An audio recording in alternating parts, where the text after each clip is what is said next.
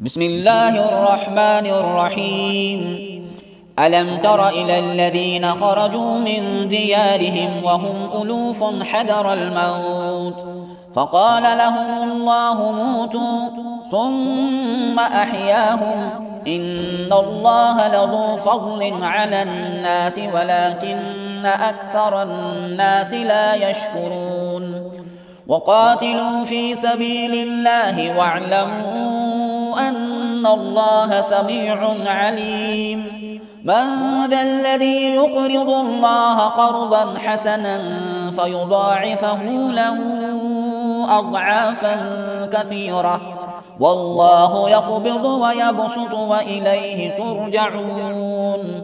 ألم تر إلى الملأ من بني إسرائيل من بعد موسى إذ قالوا لنبي له ابعث لنا ملكا نقاتل في سبيل الله قال هل عسيتم إن كتب عليكم القتال ألا تقاتلوا قالوا وما لنا ألا نقاتل في سبيل الله وقد أخرجنا من ديارنا وأبنائنا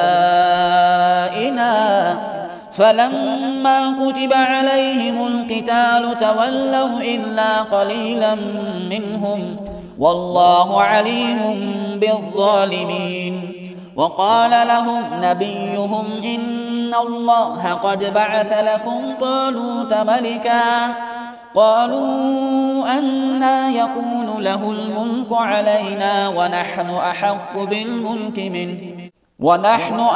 بالملك منه ولم يؤت سعة من المال قال إن الله اصطفاه عليكم وزاده بسطة في العلم والجسم والله يؤتي ملكه من يشاء والله واسع عليم. وقال لهم نبيهم إن آية ملكه أن يأتيكم التابوت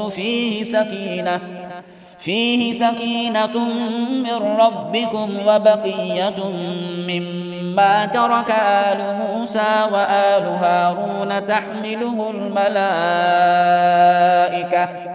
إن في ذلك لآية لكم إن كنتم مؤمنين.